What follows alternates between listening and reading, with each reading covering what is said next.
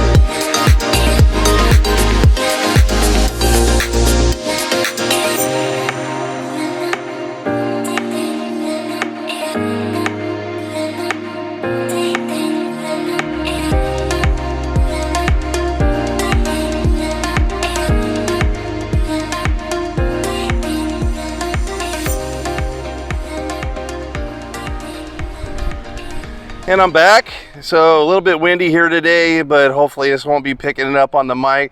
So this is one of Toyota's hidden gems, and I'm gonna tell you at the end of the video, when I go over some numbers, why you are wasting your money to buy a fully electric vehicle versus buying this Corolla Hybrid that has a MSRP of just barely over $25,000, like $25,000 and a few dollars.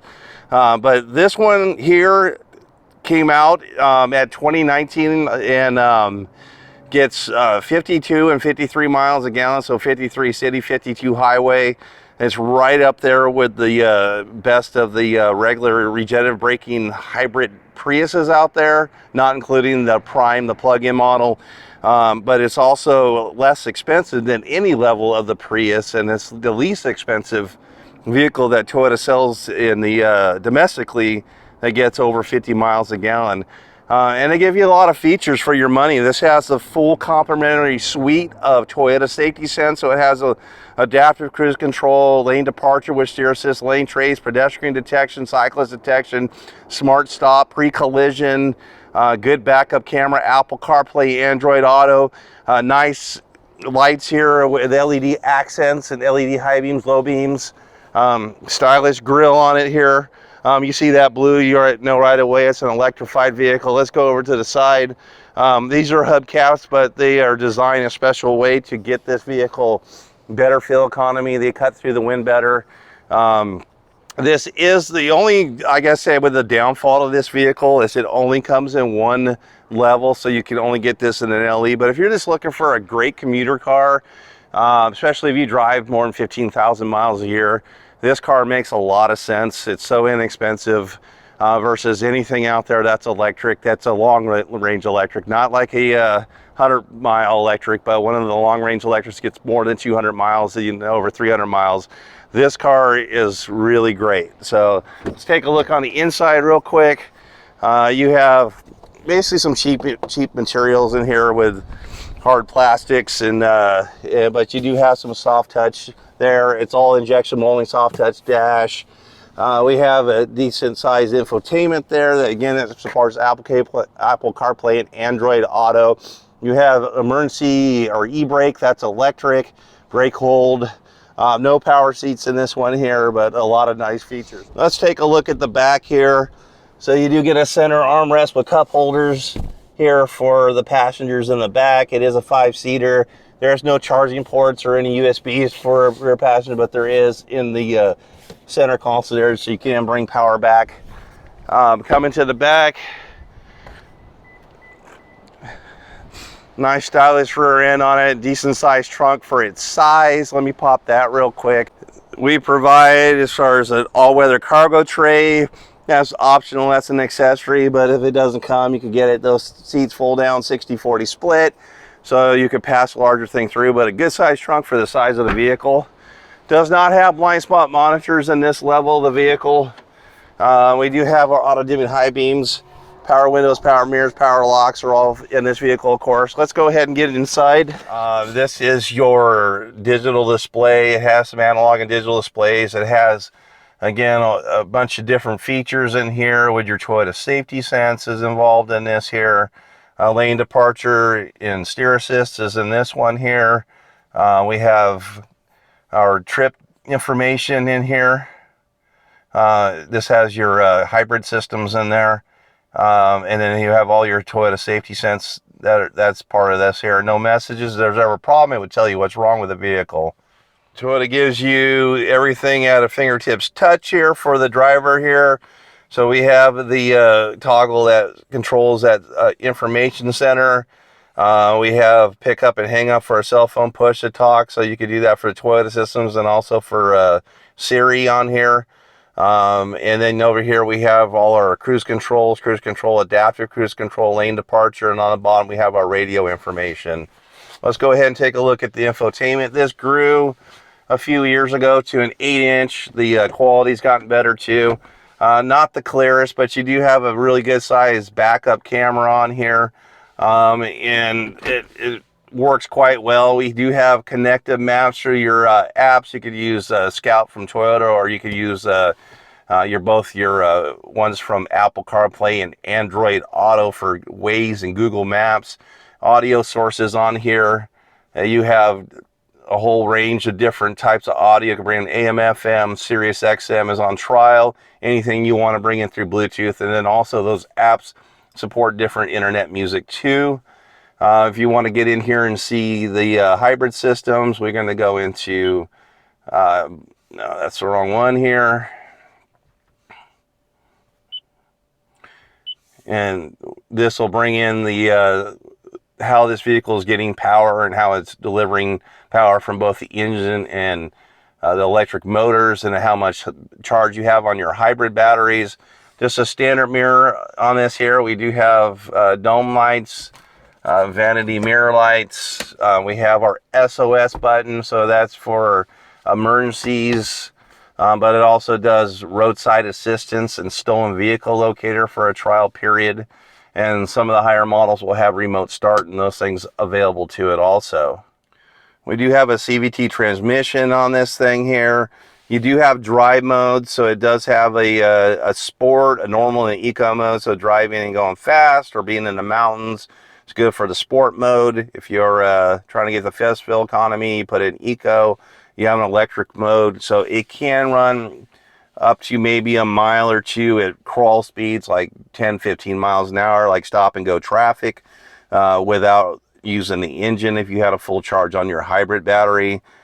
We have down here an emergency e-brake, and it also has brake hold on here, which is a cool button. So when you're when the vehicle comes to complete stop and the hold button comes on the light on the dash, you can take your foot off the brake and it won't move until you push the gas pedal again. And then here we do have a 12-volt power source and USB-C. Controls on here are pretty simple. We have our temperature ranges here. We have different things for front defrost, rear defrost, different flows, eco heat and cool to save that hybrid battery, the inside outside air. This one here is a cool button. So if you're by yourself and it's pretty hot, well over 100 degrees or something, you push that and it forces all the air just to the front only, and then your AC on, and then this is your fan speeds here. This goes higher and lower, so that's how that works there. So how this one sits, you have a price. This includes your floor mats and your rear cargo liner and mud guards, which are optional on this. It sits at $25,153. EPA rates this vehicle at 53 city, 52 highway. And again, this is one of the most fuel efficient Toyotas that's out there.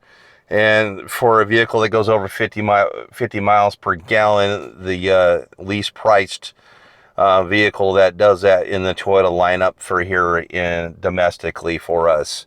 So if you're considering an electric vehicle, let's go over the facts. Okay, so this Corolla hybrid is $25,000 roughly, depending on a couple options. The average price of an electric vehicle is $55,000. That's a long range electric, so over 200 miles range, not one of the 100-mile electrics that are out there. If you drive the average miles or a little over, let's say you drive 15,000 miles a year, and I'm going to give you real world economy on this vehicle, unless you hypermile and are very light on the pedal. Let's say you got 40 miles a gallon instead of over the average of 50 miles a gallon, which EPA rates is for.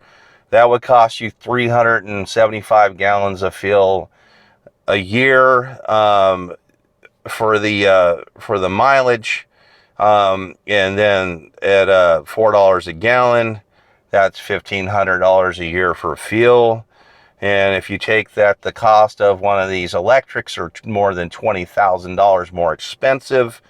The just at that alone, with 13 years times 1,500 is 19,500, and that doesn't include the amount of electricity you're going to use to recharge this one of those electrics. So let's say over the same period of time it costs you $5,000 to recharge your electric. So you're looking at probably 15, 16, 17 years would be the time it would take you if you drove 15,000 miles a year to make up that gap between the cost of the vehicles. And you go, oh wait, I'm getting a big rebate. No, you're not. So the rebates, like, you have to be able to itemize with the standard deduction that went up quite a bit in 2019. That makes us, as far as only 13% of anyone could even itemize at all. I own 3 houses. I can't itemize, so you can't itemize. So let's not get fooled by those deductions you think you're going to get, or get that rebate. And it's not like they're giving you cash back. It's just coming off your gross income. There is a couple rebates depending on your state you live in, like California, so you might get a little cash back, but that's like pennies compared to the difference in the cost. So if you're thinking you're buying an electric to save a lot of money, it's not. It's going to cost you a ton more money than this Corolla. It's going to cost you a ton more money than any level of my regenerative braking hybrid Prius is, and it even costs more money than any of them RAV4s that are out there, for the most part, except for maybe the highest trim packages. So you could get into the LE and the XLEs and still cost you way less money overall when you talk about the cost of what it costs for one of them electrics versus this, and plus the fuels that you'd have to spend just to get there. You're looking at, like, probably any level of this vehicle probably be or any of these hybrids we have, 8 to 10 years or better to make your money back, or even longer. Like this here might take you like 15 years if you were driving a Tesla versus this vehicle here. It would be forever for you to get your money back and see a better savings on the electric vehicle. Well, thank you again for watching this video. We'll see you next time.